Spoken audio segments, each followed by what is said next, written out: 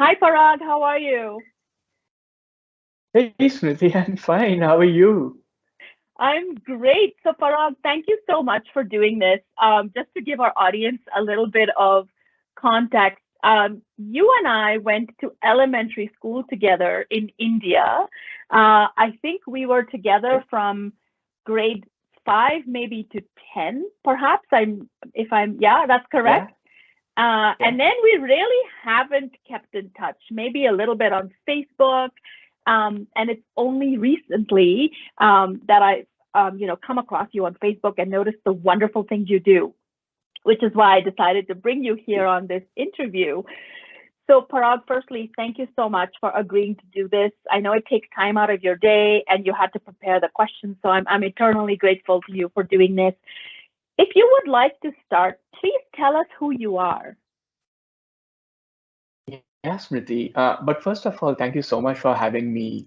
And really, Smriti, whatever time it takes me, to connect with an old school friend is a privilege.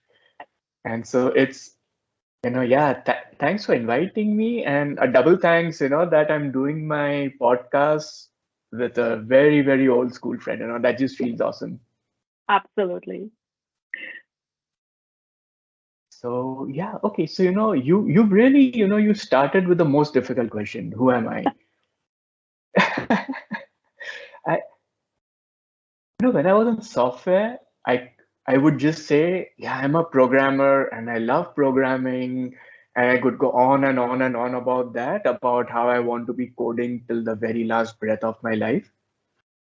And then when I came to a point where I took a serious dislike to software development, you know, I realized very viscerally. I mean, of course, before that, there was this philosophical concept that these labels aren't us, but it was very, very clear and visceral at that time that these labels that we put on ourselves, all of them have a shelf life. Yeah. So if you ask me who am I, I'll say right now I'm a writer. I am super passionate about the Mahabharata. I love reconnecting with the ancient wisdom of our ancestors.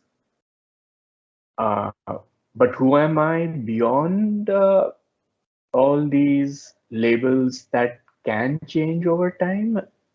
That's something I try to think about. And honestly, I don't think I have an answer that I can say with certainty.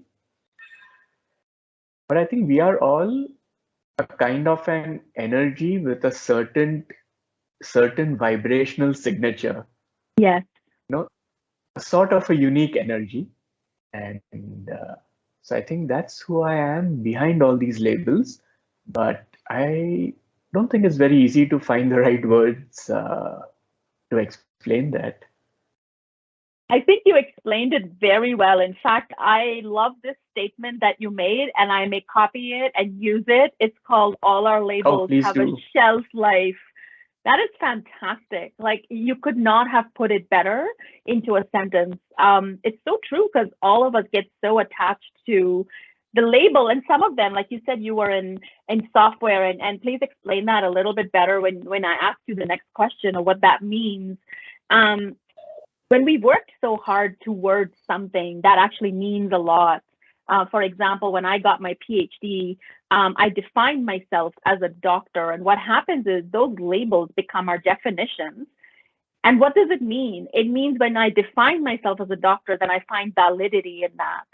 But when that crumbles, then my validity crumbles too. So I love what you said about all our labels have a shelf life. It's such a beautiful way of living. I knew there was a reason why I invited you to this interview. Thank you for that. Thank you, So Smriti. Parag, tell us your life story. As much as you'd like to share, where have you come from? If someone was to make a life journey map, and then I teach my classes, I get students to do that, is to create a life journey map. What would yours look like? What would you have on there? Yeah. So, but first I have to tell you, Smriti, that the life journey map that you just mentioned is such a wonderful thing. I have this deck of Oracle cards, and it's called Angel Oracle deck. And one of the cards in that speaks about doing a life review. Yeah, And I think it's such a helpful exercise. It's just wonderful exercise for introspection. absolutely. But yeah, coming back to my life, I grew up in Mumbai, and we went to the same school for some time. And so, even though of course, we all have our own different set of challenges and backgrounds, but yet there is something so similar about being in the same school Yeah, during the same time. yeah, And so I think you kind of know that growing up in Mumbai at that time in the 80s, um, I think one of my earliest memories of growing up in Mumbai in the 80s, now when I think in retrospect, of course, was one thing is growing up in a one place that was really truly wonderful in the 80s. yes, Uh, that was a time when Mumbai was actually one of the best places to grow up in. yeah,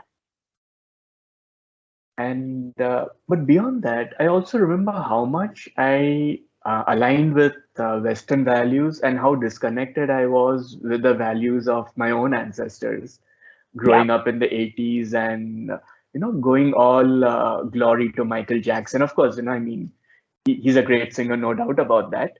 yeah, But it was this whole shift towards the West, yeah, possibly because of television just becoming popular in India at that time, or yes, at least in middle class houses.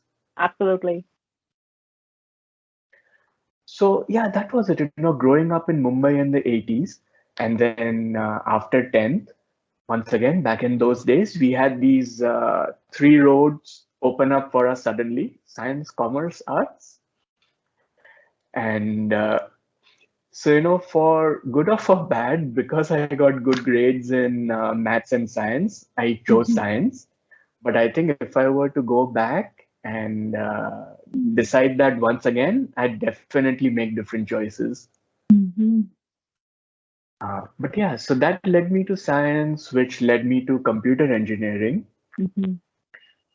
which led me to a point where I was questioning why am I doing computer engineering?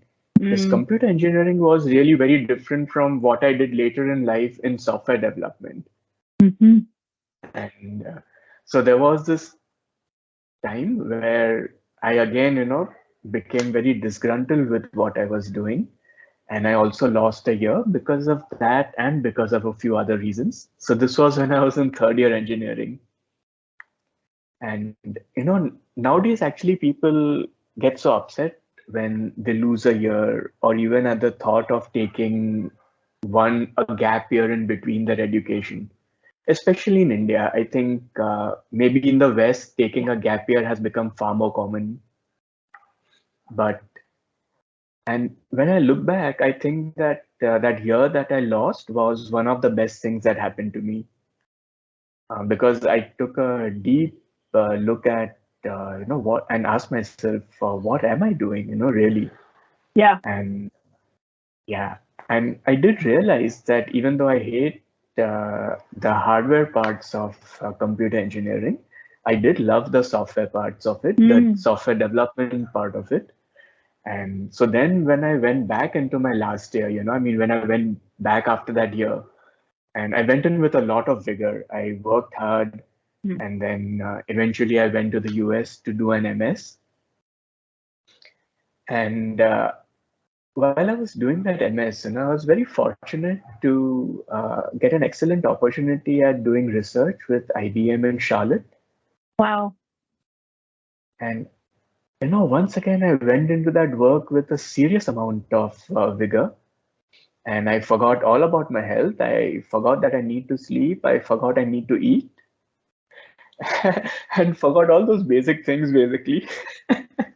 And I ruined my body big time. So much so that I returned to India and I was in bed for a year, Oh dear. which again made me take a step back and think, what the hell am I doing? So I've had a lot of these step backs and thinking, what the hell am I doing kind of Yes. enforced breaks by Yes. nature.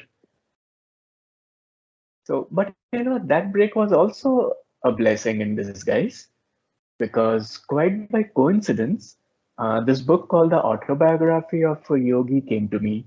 Mm-hmm. And someone actually left it on my father's bag, when he was traveling. Really? And he Wow. waited, yeah, he waited on the station to return the book to whoever it belonged to, but no one came to claim it.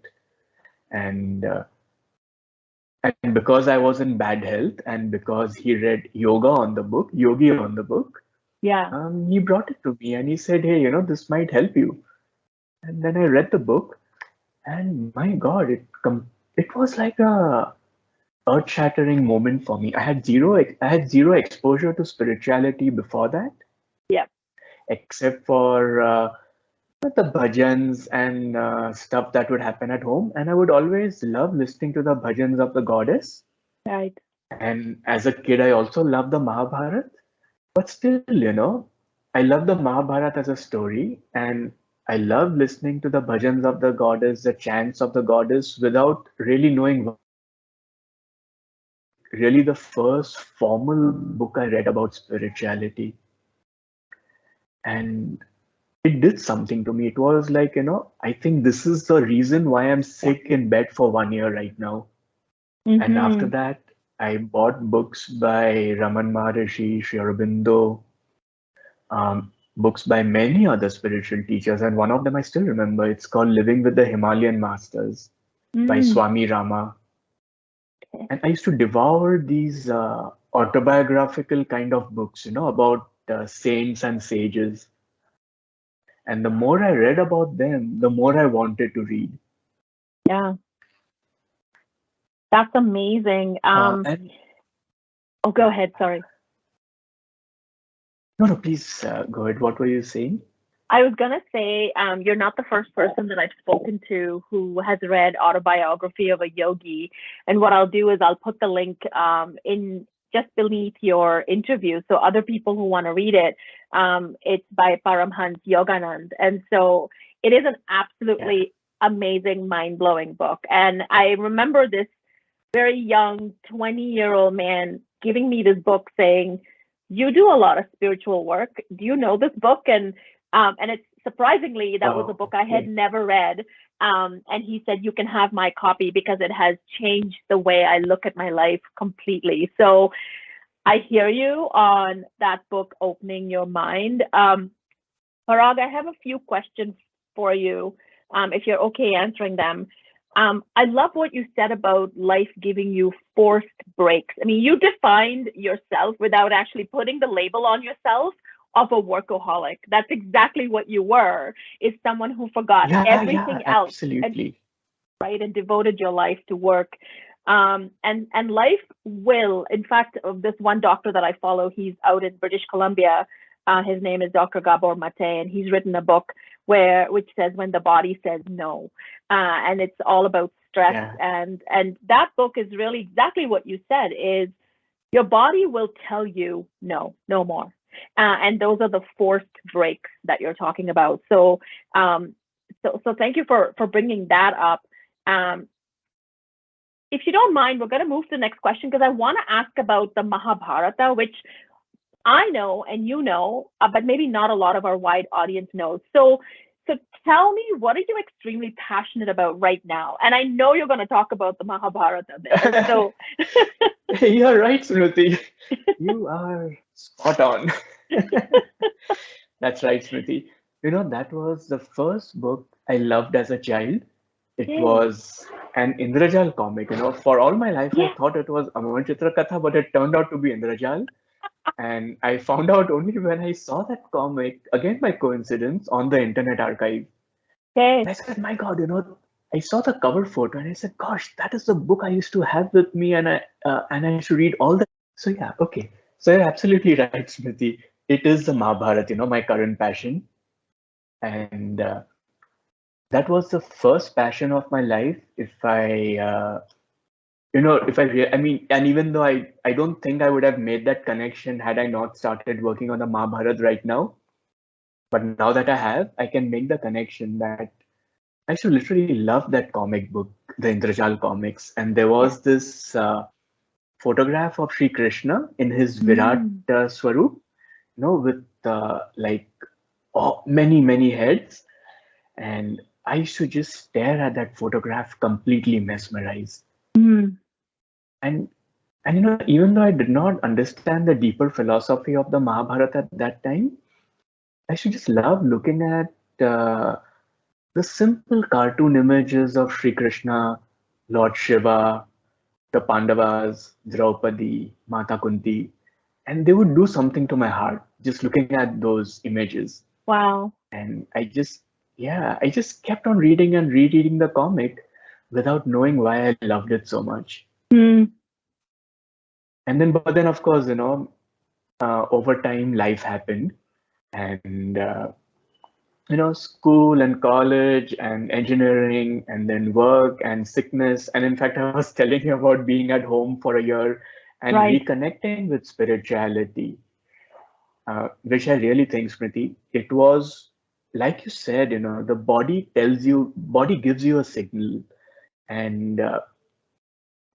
this crazy workaholism that I had fallen into Yeah.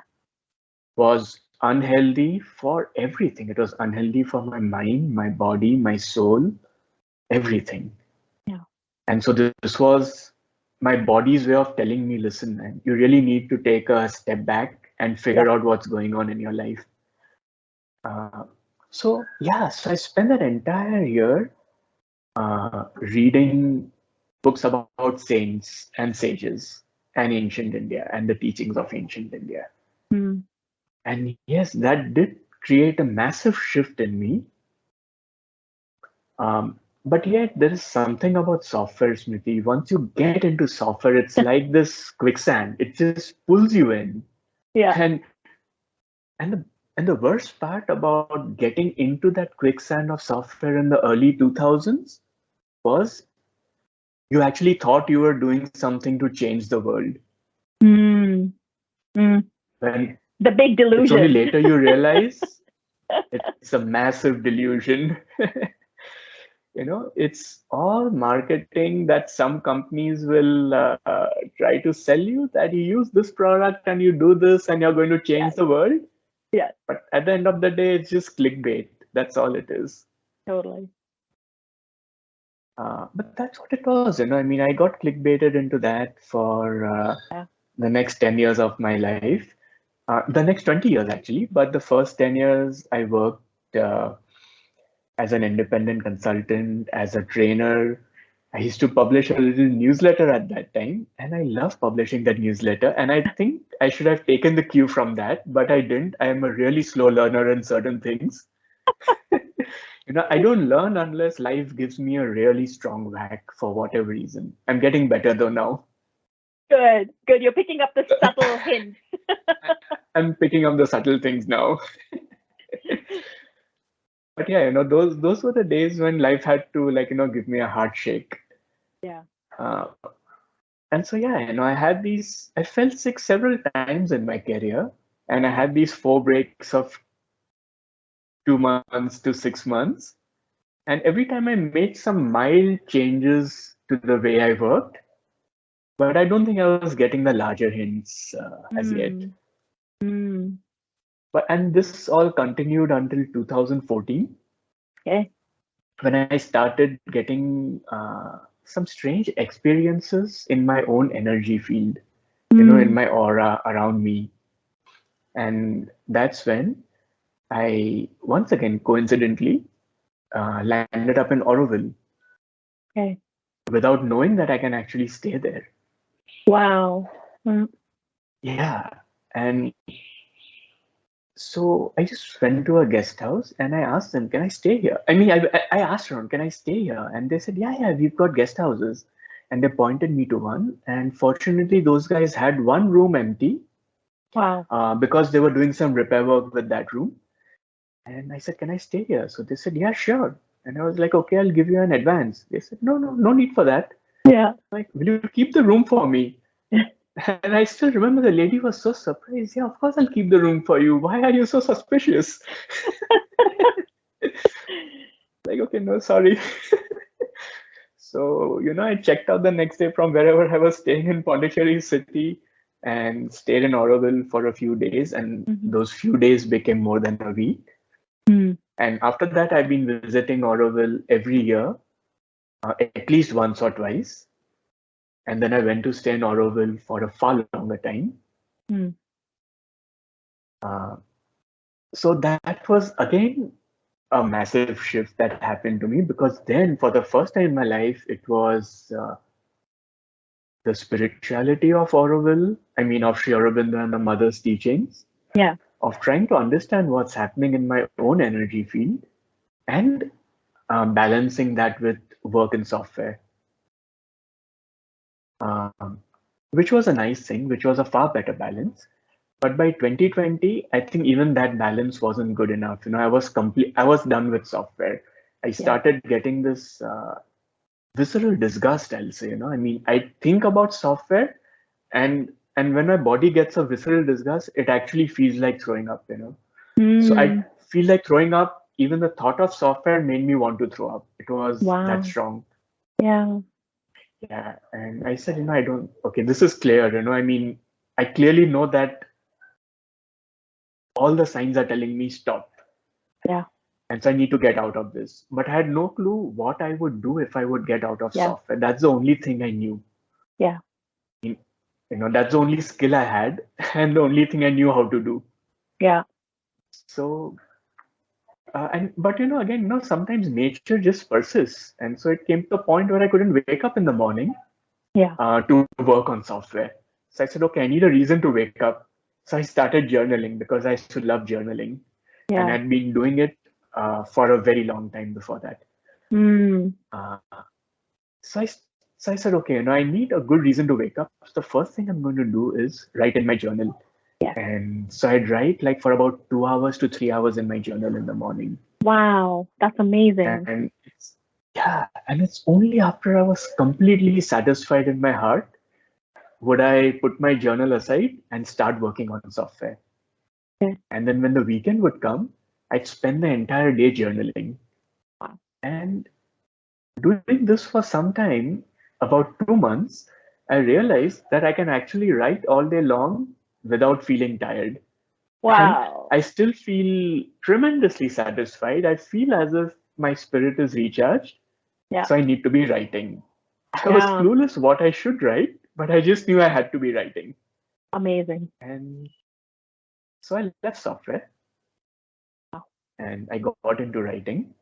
And I had this love for travel, and I had done a solo 1,000 kilometer car trip in India from Pune to Tiruvannamalai, Ramana Maharishi's ashram, Hmm. a couple of years back. And so my first book was a travelogue of that trip. Lovely. And yeah, and then I experimented with different genres. I wrote that, then I wrote short stories from the Mahabharata. I reconnected with the Mahabharata, but still it wasn't the complete unabridged Mahabharata. It was still the condensed versions. And I wrote short stories from that. And then a chance video that I watched helped me realize that the unabridged Mahabharata has a lot more than the condensed versions do. Mm. And so I became super curious about it, and I started reading the unabridged Mahabharata. And I realized that, the real dharma, that discernment between what is correct and what is incorrect, and the right way of living, and how our ancestors lived, and all of that really comes out in the conversations between people, in the decisions that people take, and the reasons for those decisions, Mm-hmm. and in the guidance given by sages. None of it is in the major events of the epic, but the Wow. condensed versions contain only the major events. Just the story, the And entire storyline was in the condensed version, but the actual spirituality was in the little conversations. That's what you're saying. in the little conversations, yeah. And sometimes it Wow. was explicit, but by and large, it's implicit. So, Mm. so there are times when somebody asks advice, one of the Pandavas will go to a sage and ask for Mm. advice, and the sage will give explicit advice at that time about their question. But that's just one aspect of it. And I'll Mm. give you some examples, but there's so much implicit wisdom in the Mahabharata that it left me completely shocked. I said, my God, this is what people really need to be reading. And So then the more I read about it, the more I realized that this is what I need to make my own life work also. Mm, And that's how, again, circling back to my passion, yes, that's how I came to the Mahabharata. right. That's amazing, Parag. Like for someone, there's a few things that came out for me. Uh, y- you learned to listen to your body. There are people who would be viscerally sick, as you call it, and still continue on and not put two and two together. They would not put two and two together that perhaps my passion is no longer in software engineering and I need to, and it's making me sick to do that. So good for you for recognizing what your body was telling you, because there's so many people, like I said, who walk around, myself included, and so we teach a lot of self-care and self-love, but that's exactly what you're practicing, is asking yourself, this doesn't work for me. Well, what is it that I'm enjoying and how can I do more of that? And then that'll become your passion, right? So great. Like that, Yeah, kudos on you for doing that. And thank you for sharing thank you, that. Smriti. So Parag, for maybe some of our audience who's not familiar with what the Mahabharata is, maybe just tell us in a few lines what that is. I will, Smriti, but can I say something before that? Sure. You just said sometime back that there are so many people who go through their lives without listening to their body, or sometimes even if they do listen, they wouldn't know what the message is. Yeah. And something I want to say, I've been told all my life that I think too much. Mm, You think too much, you think too much. You need to stop thinking so much. I've been told all my life this. And I really want to say this for all the people who've been told this, don't stop thinking. yes. It's this thinking too much which led to the reflection, which Hmm. led to me putting two and two together. Amazing. So, that thinking too much, which is reflection. I mean, of course, thinking too much can also be in directions that are not too helpful, Right. but thinking too much, that is reflection, is a very good thing. And if anything, we need more of that in this time, not less than that. Absolutely, absolutely. You nailed it. Yeah. So Parag, tell us what the Mahabharata is in a couple of lines, and then I'd like you to then elaborate into, maybe what is your favorite memory? And you may have touched a little bit on it when you talked about the comics, perhaps not. I'm reading too much into it. But tell us about the Mahabharata first. So let me tell you something that most people may not have heard. So when you talk about the Mahabharata, people think that it's about this quarrel between uh, cousins over their kingdom, Right. over land or That's power. right. Yeah. But it's not really that. The place where the real Mahabharata starts, and we can even go as far as to say that the hinge, on which the door of the Mahabharata rotates, that hinge is Mother Earth's suffering. Mm, So this is how it goes. In ancient times, there was this battle between the Devas and the Asuras. mm, And the Devas defeated the Asuras, and consequently, the Asuras had to leave heaven. They were asked to leave heaven. mm-hmm. Now, when they left heaven, what happened is they started to come on earth. They started taking birth on earth. Now, the Asuras were very powerful. Mm, So when they took birth on earth, they either took birth as very powerful animals or Rakshasas or powerful warriors mm, who eventually usurped power and became kings. And then more Asuras would start taking birth in the family of these kings who were oppressive. mm-hmm. So now it came to a point where the Asuras were gaining a lot of power. They were taking a lot of power for themselves. And when they got that power, they were using it to victimize the animals, to victimize other human beings, Mm, and to trouble the sages, to trouble them in their yagnas. mm-hmm. and whatever vows, so if a sage would take a vow to not eat, the asuras would throw food on that sage, Mm. and Wow. trouble Mm. that.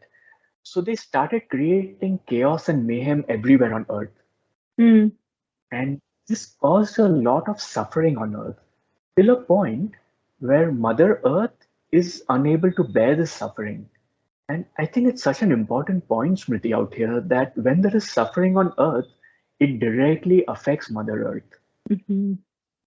She feels a suffering that everyone on earth is feeling. And unable to bear that suffering, she goes to Brahmadev and says that, Brahmadev, look at what is going on.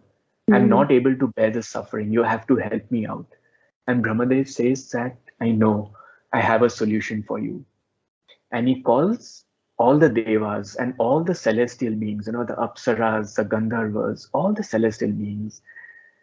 And he tells them that all of y'all have to go to earth and be born there in Mm. whatever capacity that you can, and you have to do the work of bringing an end to Mother Earth's suffering. Mm.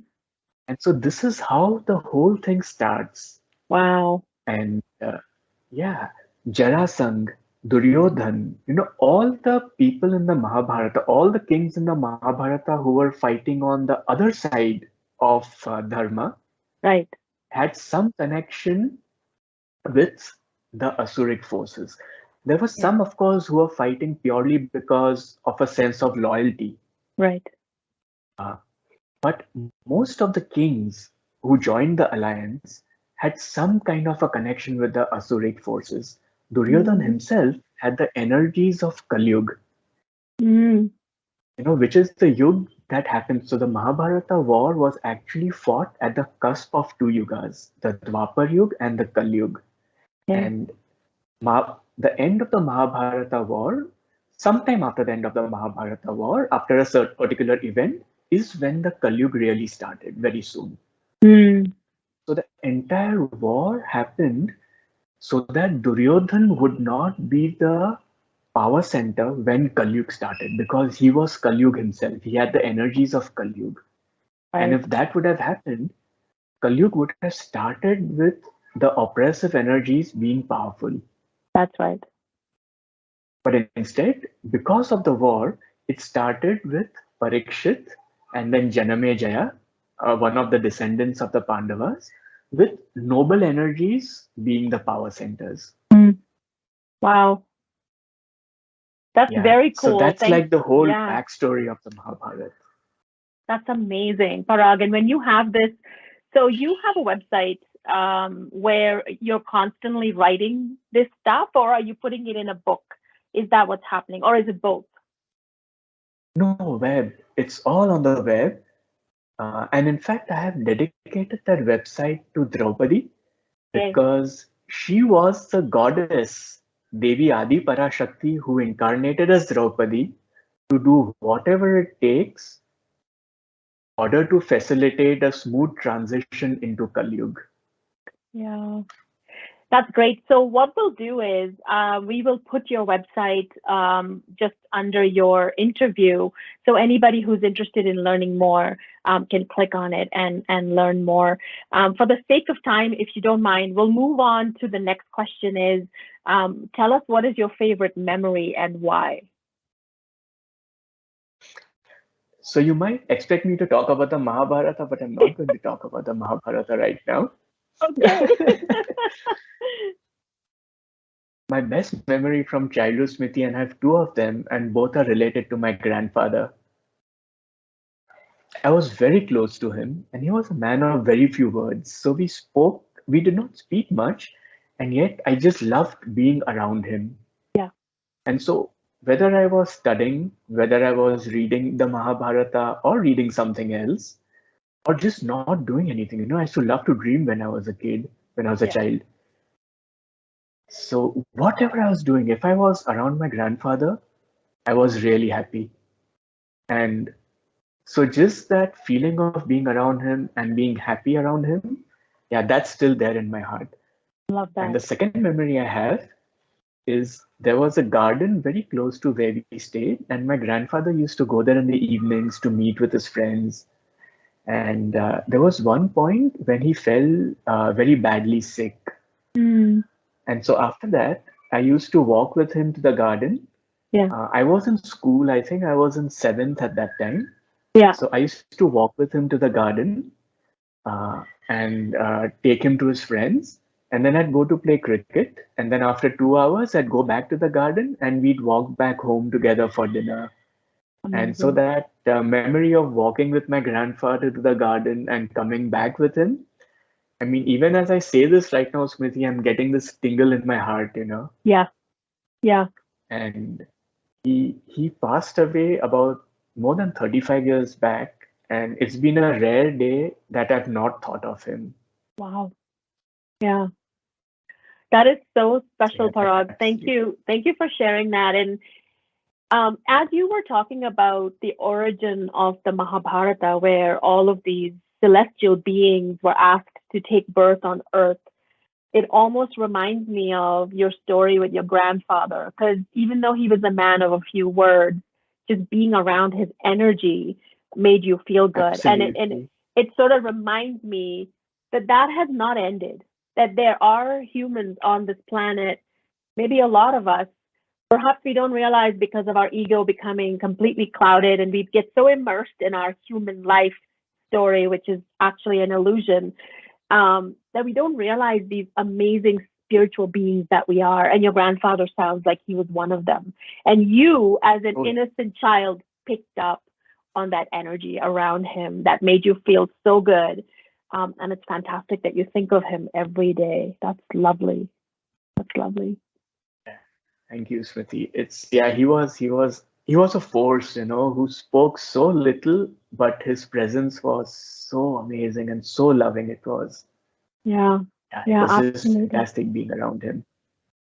Absolutely. So, Parag, if you could spend a day with your 15-year-old self, what would you do and what would you say to him? No, Smriti, the first thing I'd say is that spend more time in nature, Yeah. really deeply connect with yourself, and figure out what you want to do in life. Yeah. Yeah. Because at that time, it's at 15 years, we aren't that aware of what we really want to do. We tie in so easily Yeah. to the dominant energies in society and what the expectations are. So yeah, I'd Absolutely. say, really connect with yourself and don't worry about stuff like career and all that. They don't matter even the slightest bit in the long run. Absolutely. And it's so interesting. I have a 15-year-old daughter, um, and she's a special being, like for sure.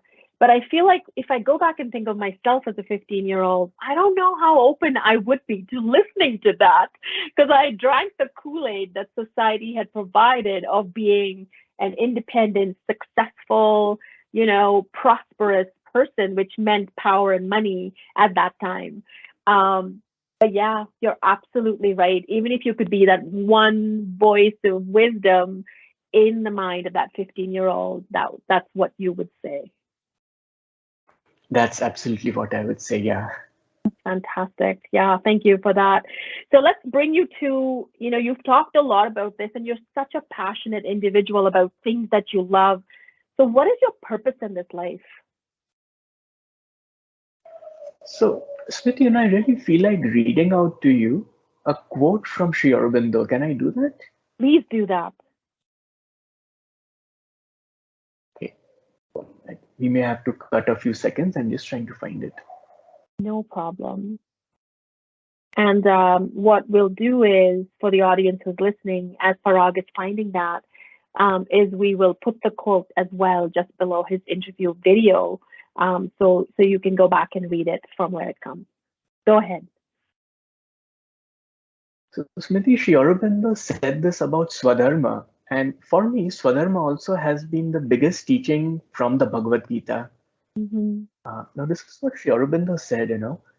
Each man has a Swadharma, a law of his inner being which he must observe, find out, and follow. Mm, The action determined by his inner nature is his real dharma. mm, To follow it is the true law of his development. To deviate from it is to bring in confusion, retardation, and error. mm. And when Sri Aurobindo speaks about development, he's really speaking about the development of the soul, Yes. the development of our own inner psychic being as well as the soul. So, the purpose in life, if I really come back to it, it is this, to observe and to find out what is it that my inner law says. Yeah. And I have journaled about this so often. And it took me a long time, Smriti, just shedding layers and layers of conditioning. It's amazing how long even a thin layer of conditioning takes to shed. Yes. But yeah, if I really think of what that inner authentic movement is, you know, it is first of all to stay authentic to myself, of not letting popular trends sway how I think, Yeah. and then to express myself creatively, to learn what interests me, and to share what I'm learning. That what I feel is my inner movement. And that is Yeah. also my purpose, which I'm doing through the Mahabharata. I love that. Like that is amazing.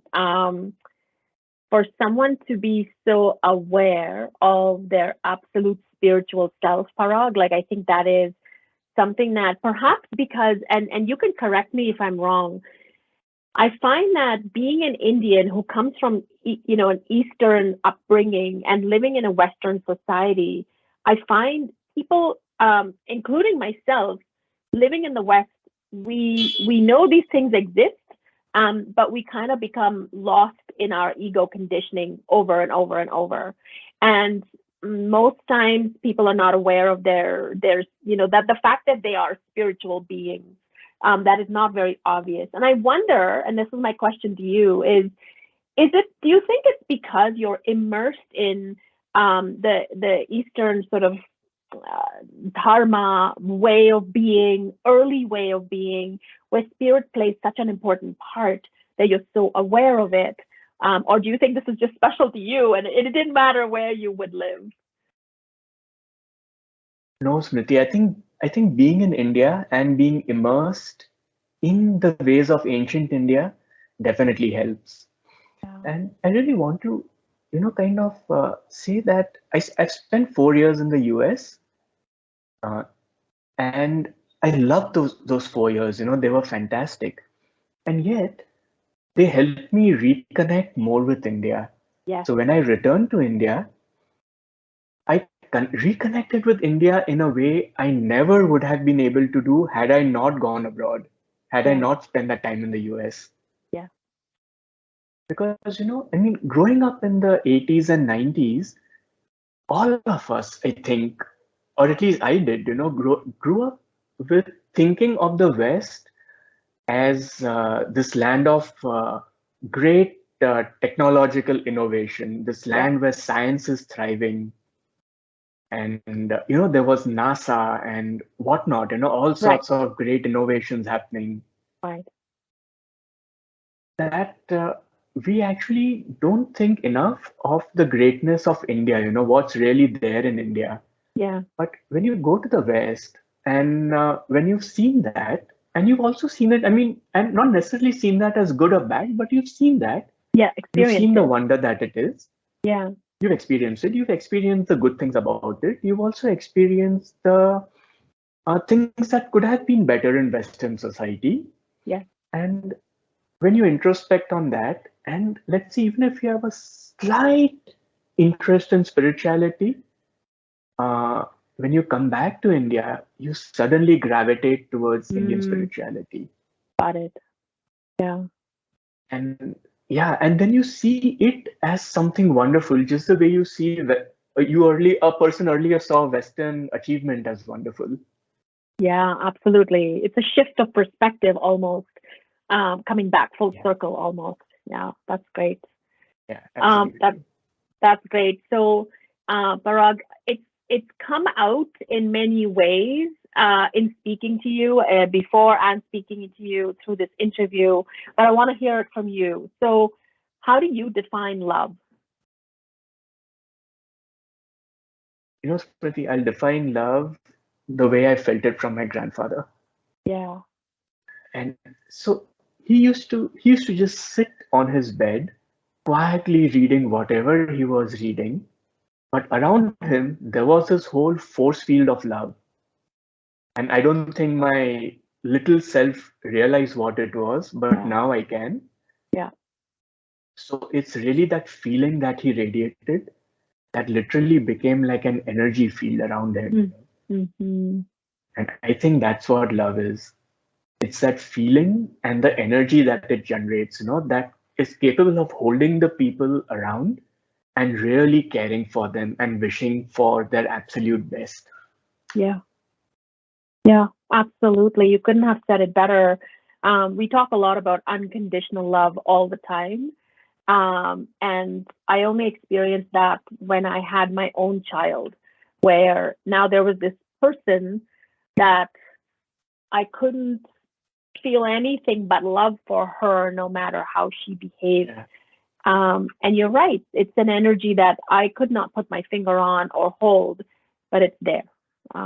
So I'm so glad that that's something you got to experience through your grandfather, because that feeling, that experience will never go away. As you said, you think about him almost every day, Yeah. even though he's passed on. So yeah, that's amazing. Thank you. And so, Parag, and you've talked about this. What is your legacy? So, which creation are you most proud of that you know you leave behind in this life form, and that you'll be super happy that you did? Yeah, Smriti. So the first time I thought about legacy was, and even that time, I don't think I may have articulated it as such, but when I was in software, I developed this deep passion for some time towards open education, where I used to feel that learning should be like a tap, and you Mm-hmm. open the tap and water flows out, and that's how learning should also flow out. Mm-hmm. And I wanted to create software for that at that time. Wow. Uh, so, but back then, I was thinking of my legacy as being a change in the field of education. Right. And when I think about it now, I would love to just follow my Swadharma and play a role in connecting people with their own true self and Eastern spirituality in Mm, whatever little or large capacity that I can. I have no clue what impact the work I'm doing yeah. will have in the long run, Right. but whatever impact it has, I'm glad for the chance to be able to do this. Yeah. Yeah. I love that. I love that you focused on the journey itself as opposed to the outcome or the goal of the journey, because in the end we never know what that's going to be, and it's so subjective. It could be it may be there but you may never see it.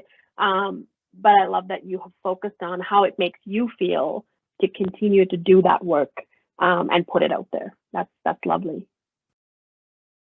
Yeah, thanks, Priti. I've had the goal change in my life so many times that I think I've learned through that, the futility of obsessing over one goal, but just take it as a journey of authenticity.